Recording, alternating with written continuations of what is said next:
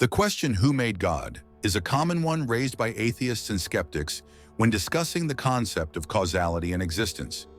The argument often goes that if everything needs a cause, then God must also need a cause, which would undermine the traditional concept of God as an uncaused being. Here's a concise response to this question. 1. Misunderstanding of the principle.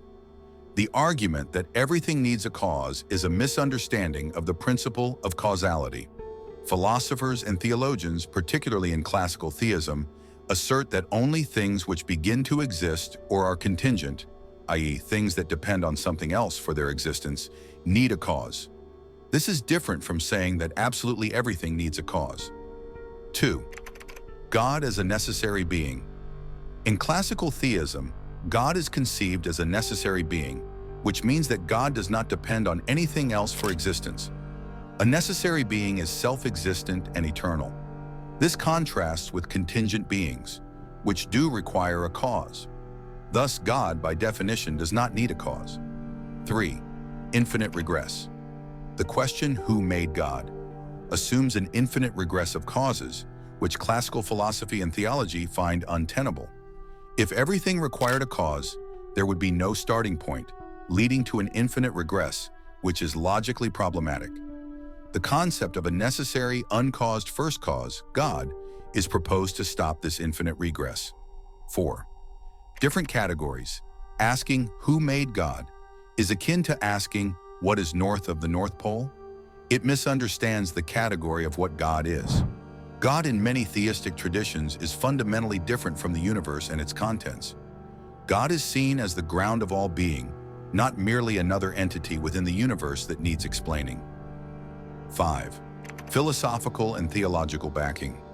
Historically, thinkers like Thomas Aquinas have argued for the necessity of a prime mover or an uncaused cause. Aquinas' 5 ways, for instance, are a series of arguments for the existence of God, which culminate in the idea of a necessary being that causes everything else without itself being caused. In summary, the argument that God must need a cause misunderstands the nature of God as proposed in classical theism. God is conceived as a necessary, self-existent being, which does not require a cause, thereby avoiding the problem of infinite regress and aligning with the philosophical understanding of causality. The question about where God came from is based on a misunderstanding. It assumes that God is like other things in our experience that have a cause or origin. However, God is fundamentally different. God is uncaused and uncreated. He simply exists. Just as asking, what does blue smell like, doesn't make sense because color doesn't have a smell, asking where God came from doesn't make sense because God isn't something that came from anywhere. The argument you've presented is a classical philosophical argument for the existence of God, often associated with the principle of causality. Here's a concise version of it. 1. Principle of causality. From nothing, nothing comes. If there were ever a time when absolutely nothing existed, then nothing could have ever come into existence. Second observation, things do exist. Therefore, it follows that there was never a time when absolutely nothing existed. Third conclusion, something must have always existed to bring everything else into existence. Fourth, definition of God. This ever-existing entity, which caused everything else but itself was not caused, is what we refer to as God.